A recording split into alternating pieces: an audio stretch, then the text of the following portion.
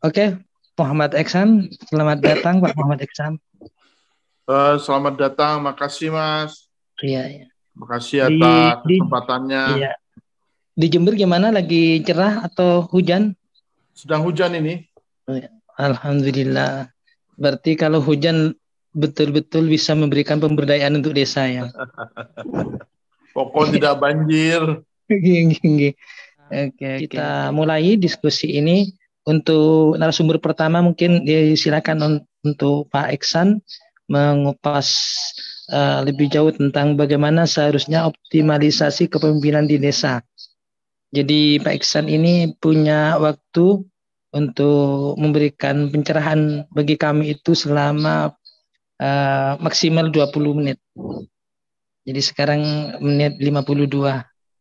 Jadi nanti berhenti di jam 12 menit. Oke, disilakan Pak Iksan untuk menyampaikan pokok-pokok pikirannya. Terima kasih atas kesempatannya. Yang saya hormati para narasumber, para peserta diskusi soal kepemimpinan yang saya cintai. Diskusi kita menarik oleh karena ada kejadian beberapa hari yang lalu, ada demonstrasi besar-besaran yang dilakukan oleh kepala desa dari seluruh pelosok tanah air. Mereka menuntut masa jabatannya tidak lagi 6 tahun, tetapi 9 tahun. Tuntutan ini tentu memiliki konsekuensi tersendiri bagi pembangunan desa dan sistem pemerintahan di desa, karena otomatis akan memiliki pengaruh bagi upaya kita untuk meningkatkan kepemimpinan di desa itu. Nah, saudara sekalian, dalam sejarah peraturan perundang-undangan, sesungguhnya Undang-Undang Nomor 19 Tahun 1965, awal mula masa jabatan kepala desa itu adalah 8 tahun, tanpa dibatasi ketentuan untuk berapa masa jabatannya, berapa kali. Yang penting bahwa masa jabatan mereka ini adalah selama 8 tahun masanya. Kemudian setelah itu berubah dengan Undang-Undang Nomor 5 Tahun 75, yang itu memberikan batasan masa jabatan kepala desa 8 tahun, cuman hanya bisa yang bersangkutan untuk melanjutkan hanya 1 kali periode lagi, berarti hanya 2 periode. Nah, undang-undang ini memiliki konsekuensi tersendiri ketika masa jabatannya kepala desa selama 8 tahun. Jadi kalau kita lihat, ternyata setelah itu berubah lagi peraturan perundang-undangnya. Ada Undang-Undang Nomor 22 Tahun 1999 tentang pemerintahan daerah, di mana masa jabatan kepala desa itu dibatasi lagi, tidak lagi 8 tahun, tetapi menjadi 10 tahun. Tetapi 10 tahun itu masa paling maksimal, dan itu dibagi menjadi 2. Baru setelah ada revisi Undang-Undang lagi Nomor 32 Tahun 2004 tentang pemerintah daerah, masa jabatan kepala desa dinaikkan dari 5 menjadi 6 tahun. Dan 6 tahun ini hanya berlaku 1 kali periode perpanjangan, jadi dia hanya 2 periode saja masa jabatannya. Nah, lahirlah kemudian Undang-Undang Desa, yang itu secara spesifik mengatur soal pemerintahan desa, yaitu Undang-Undang Nomor 6 Tahun 2014 tentang pemerintahan desa, di mana masa jabatan kepala desa itu adalah 6 tahun, kemudian yang bersangkutan bisa kembali menduduki jabatan itu selama 3 periode. Jadi 6 tahun kali 3, begitu. Itulah masa jabatan yang itu kemudian diatur. Nah, sekarang ini ada desakan dari kepala-kepala desa kita meminta kepada DPR untuk melakukan revisi terhadap Undang-Undang Nomor 6 Tahun 2014, terutama pada ketentuan pasal yang mengatur soal masa jabatan kepala desa itu. Di dalam pasal 39 itulah yang dikehendaki untuk dilakukan perubahan. Nah, persoalan yang sesungguhnya bukan lagi hanya persoalan masa jabatan kepala desa yang 8 tahun, kemudian 5 tahun, kemudian 6 tahun, kemudian 6 tahun kali 3. Bukan itu persoalan yang sesungguhnya dalam konsep untuk meningkatkan kondisi desa yang semakin hari semakin otonom, desa yang semakin hari semakin mandiri, desa yang semakin hari semakin tinggi indeks membangun desanya. Nah, kalau kita lihat hari ini bahwa pemerintah punya keinginan cita-cita besar untuk menjadikan desa kita menjadi desa yang mandiri. Mandiri artinya bahwa yang bersangkutan bisa memenuhi kebutuhan peran dan tugas desa itu. Tugas desa itu adalah, pertama adalah menyelenggarakan pemerintahan, yang kedua adalah melaksanakan pembangunan, yang ketiga adalah melakukan pembinaan terhadap masyarakat, yang ketiga adalah melakukan pemberdayaan kepada masyarakat. Nah, tugas yang itu dibeban oleh desa inilah yang mesti menjadi fokus, yang itu imbang, bukan hanya sekedar program, tetapi juga backup pendanaan yang cukup dari pemerintah pusat. Dan ternyata APBN 2023 menunjukkan bahwa dana transfer untuk daerah dan desa itu relatif kecil bila dibandingkan dengan dana yang itu digunakan oleh pemerintah pusat. Pemerintah desa, dana transfernya desa dan kemudian daerah itu kecil kalau kita lihat hari ini, yaitu hanya sekitar 814 triliun saja, atau sekitar 26,61% saja dari total APBN kita. APBN kita ini sekarang tembus di angka 3.061 triliun, dan dana untuk transfer desa dan sekaligus juga daerah itu 814 triliun. Itu sama dengan 26,61% saja. Sementara dana desa kita yang dialokasikan oleh APBN kita itu hanya 70 triliun. 70 triliun itu kalau dibandingkan dengan beban anggaran kita, itu hanya 2,26% saja. Hanya 2,26% saja.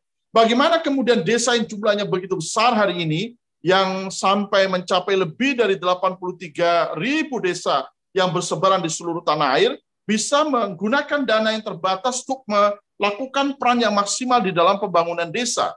Baik itu di dalam rangka untuk menyelenggarakan pemerintahan desa, melakukan pembangunan di desa, melakukan pembinaan masyarakat di desa, maupun juga pemberdayaan masyarakat, kalau ruang fiskalnya begitu sangat terbatas. Oleh karena itu sesungguhnya titik tekannya adalah desa bagaimana bisa mengembangkan sumber pendanaan lain yang itu bersumber bisa juga dari BUMDes misalnya, Badan Usaha Desa, maupun juga dari sumber-sumber yang itu dikelola dari desa itu. Nah, inilah yang menjadi persoalan serius dari kita, kenapa kemudian desa ini masih belum bisa mandiri, karena memang topangan anggarannya yang terbatas, sementara kemudian desa itu masih belum bisa tumbuh dengan baik karena SDM dari desa itu yang masih relatif rendah dibandingkan dengan yang lain. Karena rata-rata mereka-mereka yang sumber daya manusianya baik, justru yang bersangkutan kemudian bekerja di kota, dan kemudian hanya beberapa di antara mereka yang itu tetap memilih itu tinggal di desa. Inilah problem yang terjadi, mengapa kemudian kepemimpinan desa ini masih menjadi persoalan yang sangat serius, oleh karena topangan anggaran dan SDM yang masih terbatas itu.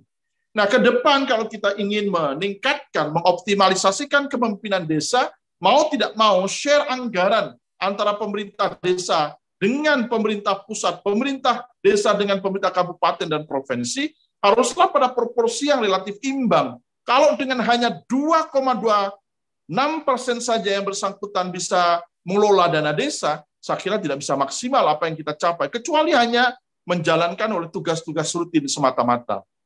Saya kira demikian pengantarnya. Makasih. Oke, terima kasih Pak Iksan. Nampaknya Pak Iksan lebih memilih membahas tentang bagaimana kemunculan undang-undang, peraturan-peraturan yang berkaitan dengan desa mulai dari tahun 1965 sampai kemudian munculnya Undang-Undang Desa Nomor 6 2014. Silakan Pak Iksan. Terima kasih. Pertanyaannya sangat luar biasa dan menarik dan cukup menukik, dan barangkali juga pertanyaan yang amat sangat sensitif kalau kemudian itu ditanyakan di level pemerintahan desa. Nah, teman-teman sekalian, optimalisasi kepemimpinan desa itu mesti dilihat dari beberapa hal. Yang pertama bahwa kepala desa itu adalah pejabat yang dipilih oleh rakyat secara langsung. Karena yang bersangkutan dipilih oleh rakyat secara langsung, mestinya dia adalah pemimpin yang lahir dari rahim rakyat, punya kepedulian terhadap rakyat, dan setelah pemilu mesti yang bersangkutan bukan lagi menjadi milik satu kelompok atau golongan, tetapi dia adalah pemimpin bagi seluruh rakyat di desa itu. Tapi yang terjadi hari ini adalah sisa-sisa kompetisi politik itu tidak bisa sembuh hanya dalam waktu sehari dua hari, sebulan dua bulan, bahkan bisa jadi konfliknya bertahun-tahun. Nah, itulah yang mestinya disadarkan kepada semua pihak yang ada di desa, agar mereka menyadari bahwa kompetisi itu hanya bagian dari mekanisme dalam proses seleksi kepemimpinan. Konflik harus diakhiri ketika salah satu di antara kandidat yang terpilih itu sudah secara resmi dilantik menjadi kepala desa. Jadi prosesnya harus berlangsung secara demokratis. Demokrasi itu hanya tumbuh dan berkembang ketika seluruh stakeholder yang ada di desa punya kesiapan untuk menang dan sekaligus juga kalah. Kesiapan untuk menang, tetapi juga siap untuk kalah. Kalau menang yang bersangkutan itu menjadi orang yang punya mandat untuk menyelenggarakan pemerintahan di desa, tetapi yang kalah bukan kemudian merecoki, tetapi yang bersangkutan memberikan support dukungan terhadap yang menang, sehingga proses perjalanan pelaksanaan pemerintahan di desa dapat berjalan dengan maksimal. Nah, disitulah dibutuhkan seorang pemimpin yang bukan hanya sekedar siap bertarung, tetapi juga siap untuk merangkul dan punya jiwa besar yang itu siap merangkul lawan-lawan politiknya, termasuk juga kelompok-kelompok yang itu beroposisi dengan yang bersangkutan. Nah, kenapa kemudian timbul gagasan agar masa jabatan kepala desa itu dinaikkan dari 6 tahun menjadi 9 tahun? Salah satu alasan yang dimiliki oleh kepala desa yang menjabat hari ini, itu para incumbent itu, adalah bahwa yang pertama biaya politiknya kalau 6 tahun masih belum balik. Biaya politik di desa itu mahal. Tidak cukup hanya 100-200, ada yang sudah miliaran rupiah untuk terpilih menjadi kepala desa. Dia mengeluarkan uang begitu sangat banyak. Ada di satu kawasan di Lamongan misalnya, itu sudah satu suara itu bisa sampai 1 juta. Jadi kemudian uang yang dikeluarkan begitu sangat banyak. Sehingga itu yang menyebabkan mereka ini meminta agar untuk mengurangi beban pembiayaan politik yang begitu besar, maka masa jabatannya tidak lagi hanya 6 tahun, tetapi menjadi 9 tahun. Tapi mereka memandang bahwa cukup 2 periode saja. Jadi 9 tahun kali 9 tahun kan 18 tahun. Begitu pula kalau 3 kali periode dengan 6 tahun juga 18 tahun. Itu menurut pikiran mereka itu. Otak-atiknya mereka itu begitu. Dan itu juga dalam rangka menekan potensi konflik yang terjadi di desa, sehingga kepala desa maupun juga calon kepala desa itu tidak terlibat dalam perang uras salib dalam waktu yang cukup panjang. Karena kita lihat bahwa ada di antara kepala desa kita yang itu tidak terpilih, akhirnya bersangkutan harus keluar dari desanya karena beban malu. Kemudian itu pertama, karena beban biaya yang begitu sangat mahal dan hutang lebih banyak. Kenapa hutang banyak? Ya karena dana yang dikeluarkan begitu sangat besar. Nah, kondisi ini terjadi di dalam demokrasi langsung di desa itu, dan berlangsung bukan hanya di Jawa, di luar Jawa juga terjadi. Bukan hanya di Jawa Timur, di luar Jawa Timur juga banyak kejadian-kejadian yang semisal di mana biaya politik begitu sangat mahal, sementara sumber pendapatan resmi dari kepala desa itu sangat terbatas. Berapa gaji mereka yang itu dijaminkan oleh undang-undang? Berapa? Ya, hanya sekitar 3 jutaan. Terus pendapatan yang lain? Tidak ada. 3 juta kemudian habis 1 miliar? Iya. Oke, mungkin langsung bisa dilanjutkan ke closing statement. Yang terpenting dari itu adalah peningkatan pelembagaan di desa itu menjadi sangat penting. Kepala desa harus tahu terhadap tugas dan fungsinya, kemudian badan perwakilan desa juga tahu terhadap tugas dan fungsinya, mereka mengambil keputusan berdasarkan prinsip musyawarah yang diatur di dalam undang-undang desa. Sehingga semua keputusan yang keluar itu bukan atas dasar kehendak kepala desa, tapi dimusyawarahkan dengan yang lain sebagai perwakilan dari masyarakat. Nah, kalau itu yang terjadi, perumusan Perdes, peraturan desa, perumusan terhadap APBDes, anggaran pendapatan dan belanja desa, perumusan kebijakan dana penyertaan dalam BUMDes misalnya, itu melibatkan semua pihak, di mana kepala desa itu memprakarsai pola kepemimpinan yang partisipasionis di dalam rangka mengelola pemerintahan birokrasinya di desa. Insya Allah saya kira, saya punya keyakinan desa itu akan semakin hari semakin kuat kepemimpinannya. Kuat dari kepemimpinan itu bukan seseorang diletakkan seseorang, tapi sistemnya yang kuat. Sistem yang kuat itu sistem yang mengikuti aturan dan peraturan yang berlaku, di mana semua keputusan itu harus diambil melalui mekanisme musyawarah di dalam desa itu, melibatkan kepala desa dan sekaligus juga badan perwakilan desa, BPD itu, badan perwakilan desa itu.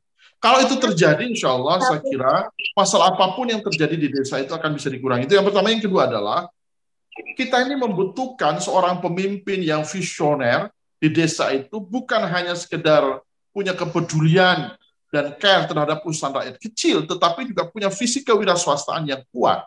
Sehingga di dalam diri seorang kepala desa itu harus ada punya jiwa entrepreneurship dalam rangka mengembangkan sumber pendapatan desa, sehingga pendapatan desa semakin hari semakin meningkat. Kalau itu tidak terjadi, untuk apa kemudian kita ini memilih pemimpin kalau pemimpinnya tidak punya jiwa entrepreneurship? Dan itu terjadi kenapa? Karena memang persyaratan menjadi kepala desa ini itu jauh lebih mudah daripada menjadi guru. Menjadi kepala desa berdasarkan Undang-Undang Nomor 6 Tahun 2014 itu cukup hanya lulusan SMP saja. Menjadi guru harus S1. Kemudian usia mereka ya minimal 25 tahun. Dari 5 tahun kan belum sangat matang yang bersangkutan itu. Beda dengan menjadi bupati, menjadi presiden, menjadi yang lain-lain. Sehingga itu menyebabkan yang bersangkutan masih dalam suasana emosional dan pengalaman yang masih rendah. Tetapi kalau kemudian perangkat desanya kuat, jadi sekdesnya kuat, aparatur desanya juga kuat, aparat desanya juga kuat, di mana proses transisi kepemimpinan itu berlangsung dengan baik, dengan normal, tidak dalam suasana kompetisi dan konflik di antara incumbent maupun dengan tidak, tetapi ada keberkesinambungan kepemimpinan, ada kesadaran bahwa yang bersangkutan bahwa pemilu itu hanya sekedar mekanisme dalam proses menentukan kepemimpinan. Saya kira insya Allah leadership kepemimpinan di desa akan semakin kuat. Kita berkeyakinan dengan leadership kepemimpinan yang kuat di desa, maka masalah desa bisa kita atasi, termasuk juga mencari terobosan-terobosan di dalam rangka untuk meningkatkan kesejahteraan bagi desa, terutama dalam meningkatkan pendapatan di desa itu. Karena dana yang dimiliki oleh desa sepenuhnya sebesar-besarnya untuk digunakan untuk kesejahteraan desa. Tapi yang harus kita ingat, yang harus kita sadari dari awal adalah bahwa pemerintah mulai hari ini mesti punya goodwill, dan itu harus dituntut oleh semua pihak. Jadi pemilihan presiden yang akan datang ini harus benar-benar hati-hati dalam memilih siapa di antara mereka ini yang memiliki concern di dalam rangka untuk mengembangkan kemandirian dan otonomi desa. Kalau mereka ini hanya kamuflase, tidak bisa berpihak untuk kepentingan desa, saya kira jangan dipilih ke depan. Karena itu bergantung kepada komitmennya dari pemimpin yang akan datang. Karena ternyata dana desa kita dengan dana pusat itu timpangnya luar biasa, saudara-saudara. Ya, pemerintah pusat itu mengelola anggaran itu tidak kurang dari 2.246 triliun. Daerah itu hanya mengelola itu 814 triliun. Artinya daerah hanya mengelola 26% dari anggaran negara kita. Sementara anggaran selebihnya dikelola oleh pusat. Jadi pusat yang banyak mengelola anggaran. Bagaimana kita bisa kemudian mengurusi desa yang jumlahnya sekarang sudah lebih dari 83.000? Tidak mungkin kita bisa berbuat maksimal kalau kemudian anggaran ini tidak timpang. Karena senjatanya tidak ada. Mungkin namanya hanya besar syahwat saja.